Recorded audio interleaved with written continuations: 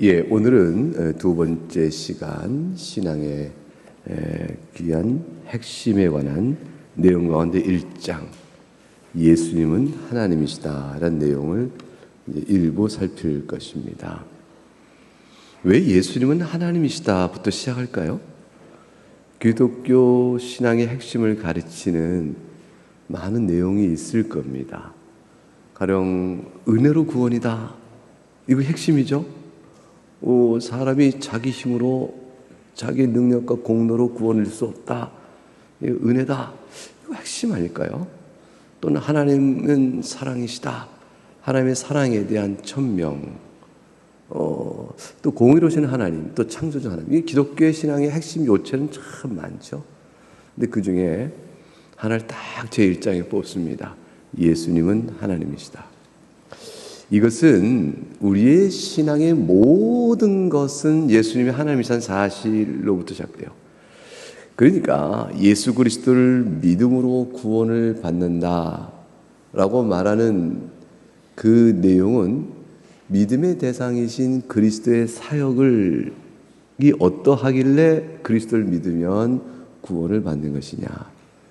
그리스도께서 우리의 죄책을 짊어지시고 형벌을 담당하셨을 뿐더러 하나님의 모든 뜻과 율법에 온전히 순종하여 이제 그 우리로부터 죄책을 해결하실 뿐더러 자신이 이루신 의도 우리에게 주심으로 우리가 하나님 앞에 의롭게 되니 그분을 믿는 것만이 구원의 길이다. 이게 이제 기독교 신앙의 핵심적 진술이잖아요.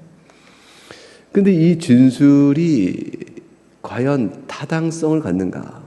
이 신학적으로 이 진술이 정당하려면 전제되는 일이 뭐냐면 그분이 누구시길래 라는 것이죠.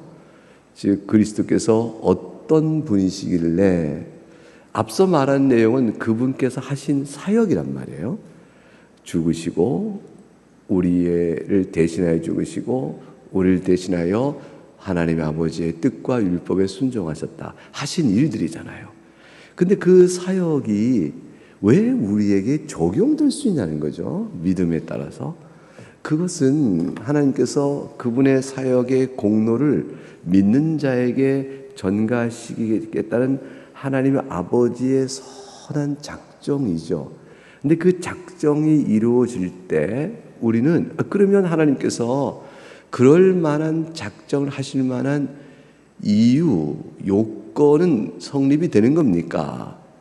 그냥 무조건 된다 이렇게 하시면 하나님께서 정하신 우리를 향한 뜻들 가운데 죄도 그냥 그럼 용서하시면 되지 그리스도께서 속죄하시는 사역이 왜 필요합니까?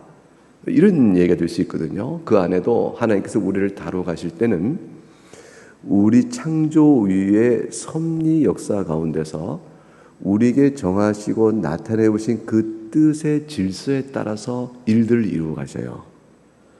그때 우리에게 예수님이 누구시길래 그분께서 하신 일이 믿으면 우리에게 적용이 되는 겁니까? 도대체 그분이 누구시길래 그렇습니까? 물어보는 질문의 답은 그분이 하나님이시기 때문이다 라는 데 있어요. 예수님께서 하나님이 아니시면 그분의 십자가의 죽으심이 그 개인의 일이지 우리에게 왜 적용이 된단 말이에요.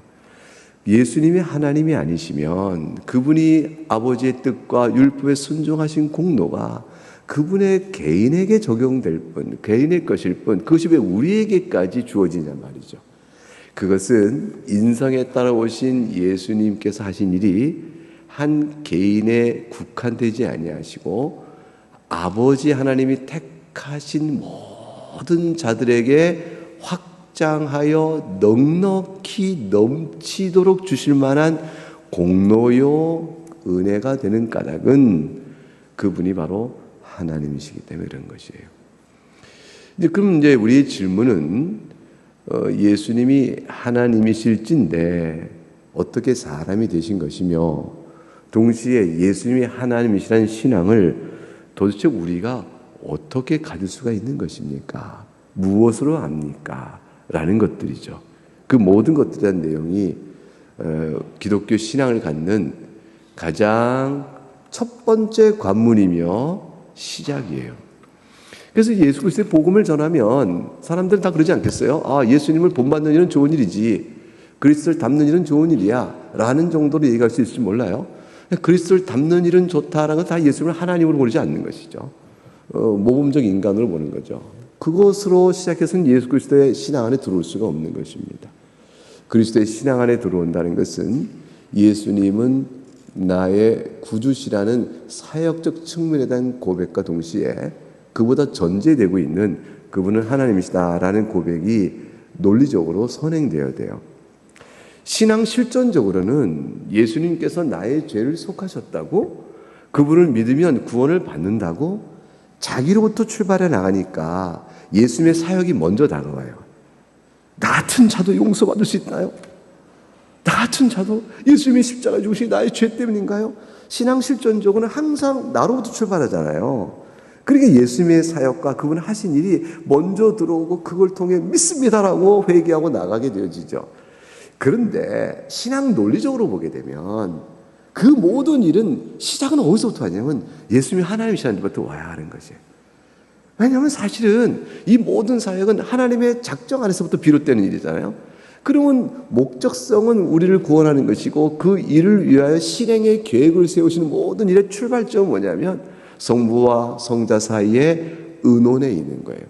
성부 하나님과 성자 하나님께서 영원전에 의논을 하시는 거죠. 성부께서는 자신이 택한 백성을 구원키로 하시고 그 구원을 이루기 위하여 죄를 대신하고 의롭게 할 어떤 사역이 필요하며 그 사역이 이룰 일은 인간 중에는 없단 말이죠. 그러나 사람이 되어서 그 일을 대리하시되 대표하시되 동시에 그 일을 충만히 이루시고 넉넉히 공로를 한량없이 내어줄 수 있는 분은 하나님 한 분이시니 성부께서 성자에게 말씀하신 것이죠. 내가 택한 자를 성자 안에 두어 그로 인하여 사람이 되어 모든 사역을 감당하기로 아버지께서 뜻을 밝히시고 성자 하나님께서 기꺼이 자발적으로 그것을 행하기로 하심으로 성부 성자 사이에 모든 창조를 실제 이루기 전에 이미 이 창세기 1장의 창조 사역이 시공간을 열어가시며 시작하기도 전에 하나님의 영원성 안에서 하나님의 마음 안에서 우리는 헤아릴 수 없는 차원이요 경지인데 그곳 안에서 성부와 성자 하나님 사이에 확정된 거죠. 그게 작정이 되어지는 거예요. 그리하여 일이 쫙 펼쳐지는 겁니다. 그러니까 신학 논리상 가장 우선성은 성부와 성자 사이의 의논이요. 그 의논은 신학적으로는 구속 언약이라는 말로 표현해요. 성부 성자 안에는 구속 언약. 언약이라는 말을 또 들은 게 있는데 행위 언약 들었죠? 또 언약을 또 들은 게 뭐가 있어요? 은혜 언약이라는 말 들었죠. 근데 행위 언약과 은혜 언약은 하나님과 사람 사이에 맺어진 두 가지 성격의 언약이고 구속 언약은 사람과 사람 사이의 언약이 아니에요. 성부와 성자 사이의 새 위격 안에서 성령 하나님은 성부 성자 사이에 맺어진 언약을 실행하시는 일을 맡으시는 뒤에 계신 분으로 그 언약을 받으시고 주고받는 언약의 내용은 성부 성자 사이에 이루어집니다. 성삼위 하나님께서 창조를 시공간에 열어가기도 전에 이미 하신 일, 거기서부터 출발이 되어져요. 그러니 예수님이 하나님이시라는 이 사실에 대한 고백은 어마어마한 거예요. 그냥 우리가 맹신으로 이분은 너무 뛰어나, 이분은 슈퍼맨이야, 이분은 인간일 수가 없어 라는 정도의 차원에 대한 감탄사가 아니고요, 존재 자체가 창조주이시라는 거죠. 예수님은 하나님이시다. 그분은 시공을 열고 그거 있는 모든 것들을 만드신 하나님이셔. 창조주 하나님에 대한 고백. 전능하시고 거룩하시고 무한하시며 영원토록 계셨던 순결한 영이신 바로 그 하나님, 그 하나님이시 바로 예수님이셔. 성부 하나님은 성부 하나님도 하나님이시지, 성령 하나님이시지, 어떻게 된 거예요? 그건 삼일체 비밀이 거기에 있어. 그러나 예수님은 하나님이셔. 이 얘기를 고백하고 들어가는 데서 신앙이 실제돼요. 자, 그러면 예수님 하나님이시라는 것이 우리에게 어떤 신앙적 위로를 주는가, 또 신학적 필요가 있는가, 그 내용을 오늘 1장에서 열어보겠다는 것이고, 두 번째는 필요가 있다 할지라도 사실이 아니면 그걸 우리가 어떻게 믿느냐, 이건데 사실이다. 그 사실을 어떻게 믿느냐? 성경이 그걸 증거한다. 성경에서 누가 증거하느냐? 예수님 스스로 말씀하셨다. 이렇게 나가는 거예요. 이게 우리를 구원하기 위하여 구주께서는 하나님이셔야 한다. 근데 그 사실을 어떻게 우리가 인지할 수 있느냐? 성경을 통해 안다. 성경 어디서 말했느냐? 모든 구약의 선지자와 예언의 말씀과 또 사도들의 말로 증거되고 있다를 넘어서 예수님 자신이 스스로 말씀하셨다. 우와, 그렇게까지 이렇게 되어 가는 거죠. 그러므로 인하여 우리는 예수님 하나님이시라는 사실에 대한 고백. 그리고 나가게 되면 예수를 믿는다는 것과 믿지 않는 것의 차이는 결국은 예수님이 하신 사역 자체에 대한 이해를 뛰어넘는 거예요. 근본적으로는 예수님이 하나님이심을 믿어야 예수를 믿는 거예요. 예수님을 하나님이심을 믿어야 예수를 믿는 겁니다. 어렵죠. 안 믿는 사람들은 정말 말이 안 되는 일이죠. 예수님이 하나님이시라고. 왜냐하면 신적 차원에 대한 생각은 다들 신비롭게 생각하거든요. 근데 예수님, 왜냐하면 이 땅에 역사 속에 오셨잖아요. 역사적으로 실제 눈으로 보고 만지고 시공간 안에서 인간의 모든 제약성을 겪으며 사셨던 그분이 십자가에 죽으셨는데 그분이 하나님이시라고? 그걸 믿어? 야, 이게 기독교인들은 참 이상해. 나가 되는 거죠. 여러분, 예수님은 하나님이십니다. 자, 오늘 내용을 한번 살펴보죠. 27쪽에 하게 되면 공원에서 만난 한 여자분이 예수님은 참 훌륭한 분이에요. 밑에서 넷째 줄. 그분이 세상의 리더가 됐고 모든 사람이 그분처럼 산다면 세상은 달라지겠죠. 어리석은 얘기를 했습니다. 안타깝죠. 맨 밑에 줄에 우리를 구원하게 사람이 되신 하나님의 영원한 아들이라. 하나님의 영원한 아들 줄치고 이 신비로운 표현이에요. 하나님의 아들은 하나님이란 뜻이에요. 하나님의 아들은 무엇이라고요? 하나님. 그럼 하나님이 하나님을 낳으신 건가? 이때 아들이라는 의미는 아버지와 아들 사이에 위격적 구별을 말해요. 아버지와 아들과 성령이라는 three person, P-E-R-S-O-N, person이죠. 우리 인간 또는 인격 이렇게 얘기하죠. He is not a thing, but a person 이렇게 얘기해요. 그는 사물이 아니야. person이라고 할 때는 그는 사람이라는 뜻이에요. 그때 그는 사람이야. 그때 그 사람이란 그 뜻에는 조금 좁혀 정의를 깊게 들어가면 인격체란 말이야. 사물이 아니고 인격체야. 이게 그때 person 쓰거든요. person은 사람이죠. 그러니까 하나님에게는요, 세 인격체가 계셔요. 세 인격체라면 세 신들이 있다고 해야 되는데 한 하나님이셔요. 그 한 하나님이라는 신비성 속에서 하나님의 아들이신 그분은 위격 간의 관계를 의미해요. 하나님의 아들을 줄치고 성부와 성자와 성령 세 위격들 간의 관계 속에서 성자 하나님은 아버지에 대하여 아들이라는 관계성을 갖는다고 이름 불려지는 분이시다. 이름 불려지는 분이시다. 그 아들은 우리가 생육하여 낳는 부모와 아들과는 전혀 다른 성질이다. 그것이에요. 우리가 생육하여 낳는 아버지와 아들 관계는 아니에요. 그게 아니란 걸 어떻게 알 수 있냐면 영원한이라는 단어 속에서 알 수 있는 거예요. 우리도 약속을 맺어요. 사랑을 합니다. 당신과 나는 이제 사랑을 시작합니다. 우린 헤어지지 않습니다. 죽을 때까지 사랑합니다. 영원히 사랑합니다. 그때 영원이란 건 무슨 말이에요? 당신과 나는 이제 계약을 맺습니다. 우린 동업자가 됩니다. 이 사업이 절대로 계속 갑니다. 이 사업을 행하는 우리의 우정은 영원히 변치 않습니다. 이때 영원이 다 뭐죠? 이전까지 없었던 앞으로 계속될 신실함을 약속하는 것이죠. 근데 이때 영원한 아들의 영혼은 신실함이 아니에요. 또 모든 약속은 시작할 때로부터 앞으로 신실함이지 이전은 상관이 없어요. 근데 하나님께서의 영원함이라는 것은 시간의 전과 후가 없어요. 시간을 초월하고 있고 시간이 있기도 전부터다라는 뜻이에요. 그 영원한 아들이라는 것은 따라서 아버지와 아들 사이라고 생각하면 우리는 아버지는 계시지만 아들은 그 후에 있게 되잖아요. 존재가. 그러나 그렇지 않다. 영원하시니 항상 계셨다. 이런 뜻이에요. 그래서 우리는 인간은 아버지와 아들은 항상 있지 않았어요. 아버지가 있고 나서야 한참 뒤에 아들이 있는 법이에요. 그러나 아버지와 영원한 하나님의 아들 이럴 때는 아들의 관계성을 애초부터 처음부터 하나님 그분 시작은 말 붙이기가 죄송해요. 하나님 그분 자체로서 항상 아버지와 아들로 계셨다. 그러니까 시작의 전후가 없으신 분이시다. 그게 영원함이에요. 아주 신비로운 분이죠. 그래서 그리스도는 하나님 영원한 아들이십니다 라는 것은 완전한 신성과 아버지와 아들 사이의 위격이 영원부터 항상 계셨던 그러한 신비로운 하나님이십니다 라는 걸 고백하고 있는 거예요. 이게 굉장한 신앙이죠.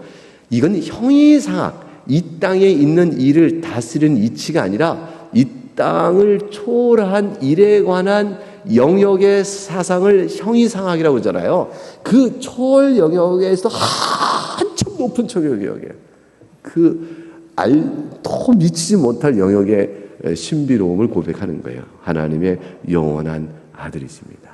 여기는 삼일체가 있죠. 신성에 대한 아주 깊은 고백이 있죠. 예수 그리스도에 관한 깊은 고백이 있어요. 그리고 거기에 파생적으로 우리 구원에 관한 고백이 담겨지게 되어집니다. 그래서 28조 거기에 세소되어 있는 부분 보겠어요. 제일 위에 우리가 그분 안에서 기쁨을 누릴 수 있는 것은 그분이 우리의 구원자 곧 진정한 구속자이시기 때문이다.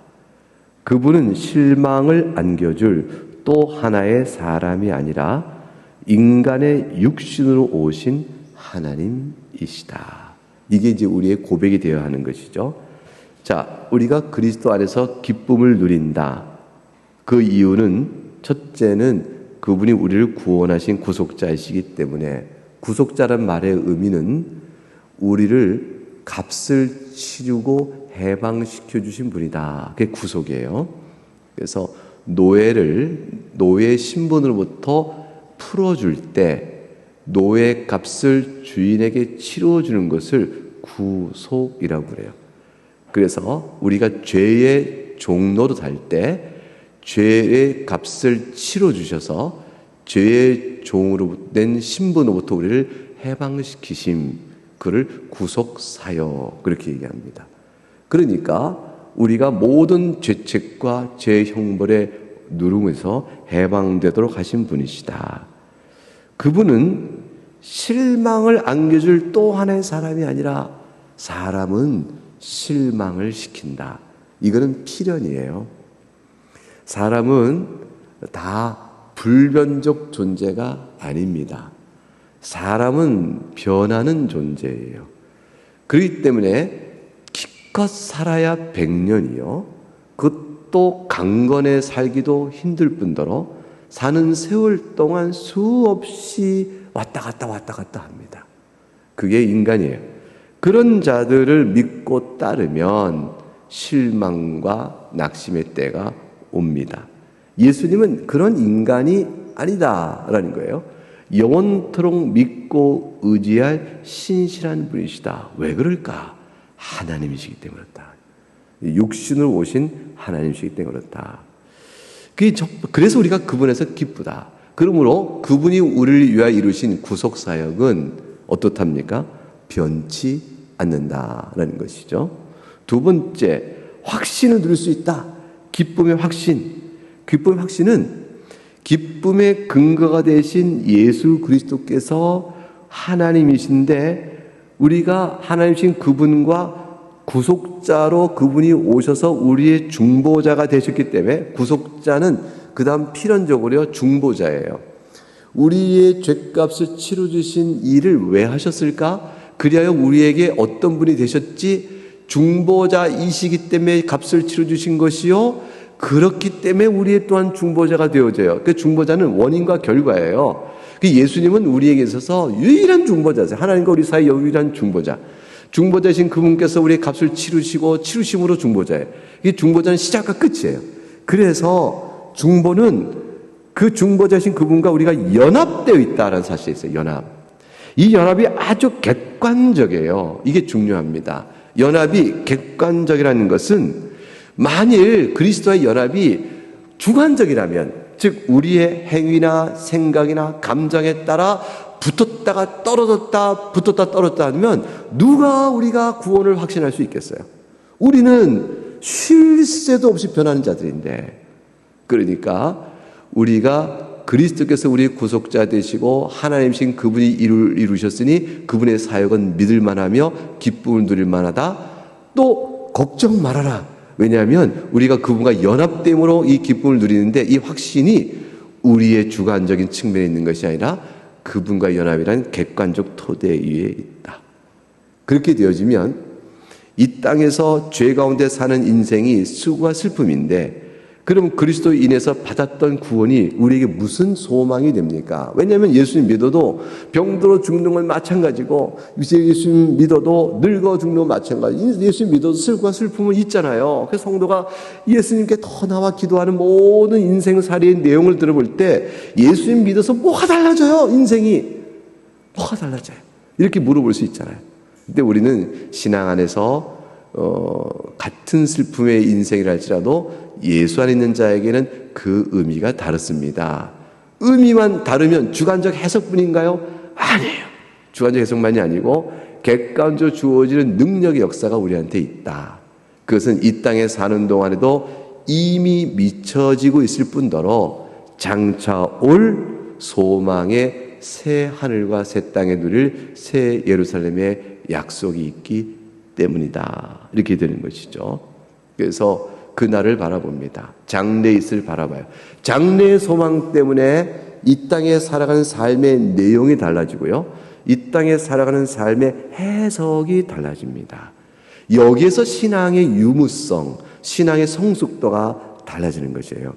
그러니까 종교성이라는 것이 세상의 사람들도 자신이 믿는 신념 때문에 자기가 겪는 고생을 이겨나가요. 신념의 가치 때문에 그 신념에 따라 살아가는 삶 속에 의미를 두거든요. 다 이 세상에서 역사를 이뤘다는 혁명가들 다 그런 거 아니겠어요? 정치 사상범들. 그 사상범적 확신념 때문에 삶에 대한 내용을 바꿔나가잖아요. 하물며 신앙인이 신앙 안에서 자기 삶의 내용을 적용하고 바꿔가는 일이야 더 말할 나위가 없죠. 그것이 바로 미래 장래에 누릴 영광스러운 소망을 바라보며 오늘에 살아간 인생의 모든 내용을 새롭게 해석하고 나아갑니다. 근데 이 해석이 단순히 주관적인 것에 끝나지 않는 게 객관성이 이 안에 작용하는 중요한 이치가 있어요. 이게 뭐냐면 성령 하나님의 역사예요. 그래서 이 해석의 바꿈으로 인하여 다가오는 인식의 변화가 주는 이 기쁨의 내용은 혼자 상상 속에 있는 내용이 아니고 망상이 아니고 성령 하나님께서 눈을 열어 마음에 심겨주는 일이에요. 이게 내 주관성 안에 역사하는 객관의 적용이 있는 거예요. 미래에 볼 약속의 말씀이 내 안에서 성령께서 객관적 약속을 가지고 역사하시니 내 마음에 주관적 변화가 생겨 이 땅에 사는 동안 믿음을 따라 살아가는 일들이 이루어지게 되어지죠. 성도는 궁극적으로 낙관주의예요. 슬픔을 이겨나가는 낙관성, 곤고함과 좌절을 극복해가는 낙관성이 있어요. 그것은 이 낙관성 때문에 인생이 슬프지 않다, 공고하지 않다, 괴롭지 않다라는 것이 아니고 그 모든 과정을 헤쳐나가는 일에 끈을 묶고 끌고 가는 어떤 힘이 작용한다는 거죠. 그게 낙관성이에요. 미래의 소망이요, 성령께 붙잡아 이끌어주는 역사입니다. 그리고 기도의 응답으로 얻는 하나님이 그때 붙잡아 주시는 손잡음이 있으세요. 그래서 죽을 것 같은데 무릎을 펴고 일어나게 잡아주시고, 또 가다가 쓰러져 망할 것 같은데 구렁에서 건져주시는 은혜도 있고, 그때 주시는 위로들이 힘으로 또 있죠. 살아계신 하나님과의 교통 속에서 소망이 실제적이다라는 걸 우리가 알고 살아갈 수 있습니다. 이 모든 것이 이루어지려면 맨 마지막에 예수님은 인간이자 하나님이셔야 합니다 라고 되어 있어요. 여러분의 신앙이, 그리스도를 믿는 신앙이 바로 이 신앙인 줄 믿고 이어야 또한 합니다. 약속된 자라. 그럼 이 놀라운 사실을 성경은 어떻게 말했나? 한 줄로 갑자기 교리적 진술하듯이 들어라, 예수님은 하나님이시다, 이렇게 진술을 이렇게 딱 성경에 한 줄로 주지 않고요. 성경은 이야기라고 그랬잖아요. 역사 속에 하나님께서 섭리적으로 일하신 내용들을 쭉 펼쳐가고 계시기 때문에 그 시간과 또 역사의 상황인 공간 안에서 여러 사건들을 하나님께서 주셔요. 그 사건 자체가 계시예요. 그러니까 계시는 두 가지로 이루어지는데, 하나는 사건적 행위 계시예요. 하나님께서 역사 속에 일하시는 사건적 계시. 그 사건의 주인공들은 이스라엘 왕, 제사장, 선지자, 백성 또는 이방 족속들 하나님이 다 사용하셔요. 사용하셔서 어떤 사건을 이루시면서 사건을 통해 뭔가를 계속 말씀하시죠. 바빌론의 침공, 뭘 말씀하세요? 하나님께 언약에 실패하고 한 백성들을 징계하시는 메시지가 있죠. 모든 메시지는 다 사건을 통해 주는데, 사건만 주지 아니하시고 그 사건이 왜 있으며 무슨 의미를 전달하며 이 사건을 당하기 전에 예언하시고 대비토록 하시며 회개를 촉구하시며 당했을 때 다시 어떻게 할 것인가를 다 가르쳐주는 말씀의 계시가 함께 주어져요. 그래서 선지자들을 통한 말씀의 계시를 통해서 당하게 되는 여러 사건들을 보는 눈들을 열어주시면서 하나님께서는 이끌어 가십니다. 그 속에서 오실 메시아를 바라보도록 구약 성경의 여러 사건 속에 그리스도를 가리켜 말하고 있고, 오신 메시아를 통하여 과연 그분이 하나님이심을 예수님 스스로 사도들의 증언을 통해서 말씀하고 있으니, 그것이 바로 우리가 갖고 있는 구약과 신약의 성경의 증언들입니다. 우리가 지난주에 들었던 이삭을 제물로 바치는 사건 속에서 예배하신 이 어린 양을, 순양을 통하여 제물로 대리 속죄하시는 은총을 베푸신 사건도 역시 주 예수 그리스도의 오심을 보여주거든요. 질문이 나오는 거죠. 히브리서에서 동물의 피가 어찌 사람의 죄를 속량할 수 있겠느냐. 그러니까 계속 범패스러운 반복적 제사를 통해서만, 그것에서만 사람의 죄를 속량할 수 있을까 하는 것인데, 그 효력은 실로 인정되기 어렵죠. 사람의 죄와 동물의 피가 어떻게 비교가 돼요. 그러므로 예수님은 하나님이시다라는 내용과 맞물려 가게 되어집니다. 그렇게 되어지죠? 예. 그러므로 28쪽 맨 아래, 사람들은 개인적 경험을 자기의 출발점 삼지만 29쪽 넘어가게 되면 우리는 중간에 하나님의 위대한 얘기를 통해서 약속된 자인 그분을 보게 됩니다. 29쪽 위에서 넷째 줄 보면 그분이 2000년 전에 머나먼 나라 유대 땅에서 우리를 위해서 행하신 일, 그분의 이야기 속에 우리가 들어가고, 그분의 이야기를 중간에 사복음서를 통해서 들어가면서 그분이 누구시며 한 일은 무엇인가를 배우게 되어집니다. 그것은 넷째 줄 중간 내려오면 요한복음에 우리가 요한복음 강설 다 했어요. 여러분 이미 요한복음 강설 때에 그 말씀을 들었던 분들 이곳에 계시고, 그때 계시지 않았던 분들은 우리 인터넷 홈페이지에 요한복음 강설이 다 있습니다. 그 1장 1절부터 제발 좀 다시 들으셔요. 아니 그러니까 들으시면 좋다고요. 그러니까 저는 요한복음이 너무 좋아요. 제가 성경책에서 가장 사랑하는 한 권의 책 66권 가운데 한 권을 선택하라 그러면 예전에는 로마서를 선택을 했었어요. 근데 지금은 요한복음이에요. 난 요한복음이 제일 좋아. 왜 그렇게 했냐면 요한복음 강서를 하고 나니까 그래요. 그 진가가 요한복음을 전에도 읽고 사랑하고 성경을 늘 읽으니까 좋아했는데, 그리고 신학교 1학년 때는 요한복음을 읽으란 말을 많이 해요. 헬라어가 제일 쉬워요. 내용은 어려운데 헬라어를 처음 배울 때 성경을 읽기 시작하는 연습으로 요한복음을 읽는 게 제일 접근이 좋아요. 그래서 요한복음 읽어라 하고 항상 먼저 얘기되었는데 내용은 제일 어려워요. 왜 그러냐면 시종일관 예수님은 하나님이시다 라는 걸 선언해 나가거든요. 쭉. 그런데 너무 좋아요. 전 너무 좋아요. 왜냐하면 우리의 죄성도 가장 잘 드러내고 있고 주님의 말할 수 없는 사랑과 구원의 목자 되신 심령이 말할 수 없이 드러나 있고, 그 배경 뒤에 계신 하나님께서 자기 선택한 백성을 향한 긍휼의 손길이 말할 수 없이 표현되어 있다.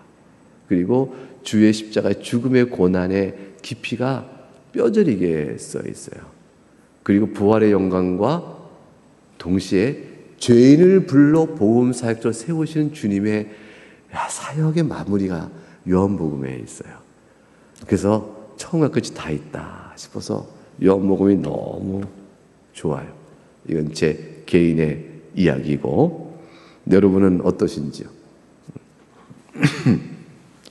그래서 29쪽 그 중간에 요한복음은 예수님의 하나님의 영원한 예라 어떻게 되냐 했더니, 세상의 요한복음 1장에 성부는 성자를 통해 세상을 창조하셨고 예수님은 세상의 빛이요 세상 죄를 지고 가는 하나님의 어린 양이요 이런 등등 죽으심이 있었고 영원한 생명을 주셨다라는 이야기가 기록되어 있다. 나머지 세 개의 복음도 당연히 그러하다라고 되어 있고요. 30쪽 넘어가게 되면 예수님의 이야기가 뜻밖의 세세한 시시콜콜한 얘기가 다 기록되어 있지 않아요. 왜 성경은 위에서 둘째 줄 예수님이 무슨 색깔 좋아하시는지, 어린 시절에는 뭘 또 어떤 음식을 좋아하는지, 왜 아이스크림이 나왔는지 모르겠어요. 이때 아이스크림 없었겠죠?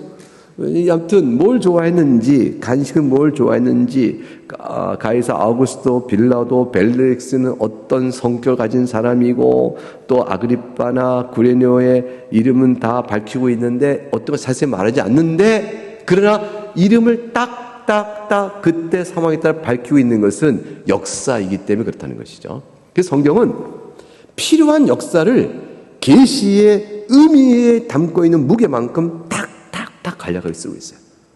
이게 굉장히 중요한 사실이에요. 신화가 아닙니다. 성경은 사실적 소설의 근대 문학이 있기 이전에 가장 사실적 이야기를 쓰고 있는 놀라운 책이에요. 우리 소설이라는 것이 말이죠, 사실성에 입각한 소설의 형태는요 근대 문학의 출발이에요. 그래서 소설은 사실성에 입각한 소설적 구성은 언제 시작됐다, 이거 아주 근대적이거든요. 근데 2000년 전에 쓴 신약 성경, 구약 성경 안에는요 전부 때와 역사성에 기초한 얘기를 쭉 쓰고 있어요. 이것은 소설이라는 허술한 얘기가 아니고 이미 그때 문학 양식상 다른 문화에서는 볼 수 없는 철저한 역사 기록적 성태로 이야기를 서술하고 있다. 성경이 독특한 성격이죠. 그래서 우리하고는 사건과 맞물린 하나님의 계시를 보게 하시는 겁니다. 30쪽에 보게 되면 누가복음의 얘기가 나와요. 시므온이라는 경건한 노인을 얘기합니다. 이스라엘 위로를 기다리는 자라, 성령이 그 위에 계시더라. 이스라엘 위로 줄치고, 무슨 뜻? 무슨 위로? 로마로부터 해방되는 것, 그 이상이에요. 그 위로는 메시아의 오심이에요. 메시아의 오심을 시므온은 기다리고 있었어요. 31절 가볼까요? 위에서 두째 줄. 예수님이 등장하자 그가 과연 이스라엘과 온 세상을 위한 역사의 성취자인가, 약속된 메시아인가, 이런 등등에 대한 의문들이 쭉 있었죠. 근데 시므온이 그 이스라엘 위로를 기다리면서 메시아를 소망했다는 것은 이들 사이에 메시아에 대한 약속에 대한 이해와 소망이 있었다는 거죠. 유대인 사회 속에 모든 퍼져 있던 메시아가 올 거야, 메시아가 올 거야 라는 이런 대중적 소망이 자리했다는 건 뭘 의미해요? 하나님께서 이미 성경을 통해서 약속하셨다는 것이죠. 성경을 통해 약속하셨기 때문에 그거를 아는 유대인들 사이에 약속된 메시아를 기다리는 소망이 대중적 신앙으로 쭉 자리 잡고 있었던 거예요. 다만 그 메시아가 어떤 분이고 오셔서 어떻게 하느냐라는 것에 대해서 신학적인 이견들이 있었어요. 성경을 잘 보면 알 수 있었음에도 불구하고 자신들이 원하는 바를 따라 다윗의 후손은 다윗과 같을 것이다 라는 의미에서 하나님을 찾는 이유가 먹고 배부름이 있는 자가 메시아를 기다리는 것과 하나님을 찾는 것이 죄 사함의 은혜 가운데 있음을 알고 메시아를 찾는 자와 메시아의 사역과 그분이 누구신가에 이해가 사뭇 달랐던 것이죠.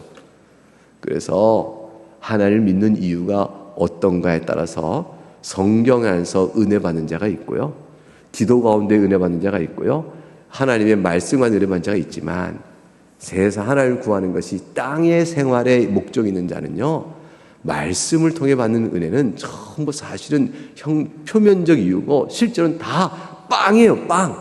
돈이에요. 돈. 세상의 안녕과 풍족함에 있어요. 그것의 목적성을 두고 하나님 믿는 사람은 신앙생활 내내 하나님 내 기도를 안 들으신 분은 남아요. 몇 사람이 그 응답받았다고 하겠어요? 불평과 원망, 좌절, 하나님 왜 기도를 안 들으실까? 그게 되겠죠.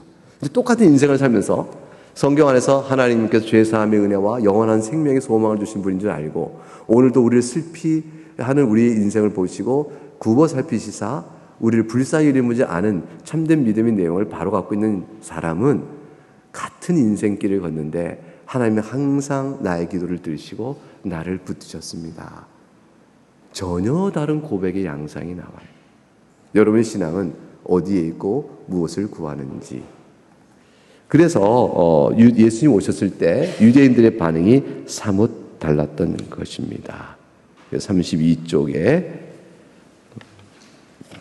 그래서 이렇게 다양한 메시아에 대한 이해 차이 때문에 32쪽 맨 윗줄에 바울은 이제 회심한 이후에 아테네죠. 그리스의 수도 아레오바고에 끌려가 거기 모인 철학자들에게 그리스도의 부활과 마지막 심판을 선포함으로 참된 메시아를 선언한 것입니다. 예수님은 여러 우상들과 또 알지 못하는 신들에게 라고까지 말하며 많은 신들을 섬겨왔던 그런 신들 가운데 한 분이 아니시고 오직 한 분이신 그분이시며 그것이 바로 메시아를 기다리는 참된 기본 신앙입니다. 라는 것을 선언했습니다. 자, 이 내용을 우리는 다음 시간에 예수님 자신의 말씀을 통해서 구체적으로 확인하도록 하겠습니다. 오늘은 32쪽 여기까지 해서 공부를 마치겠습니다. 네, 함께 기도하겠습니다.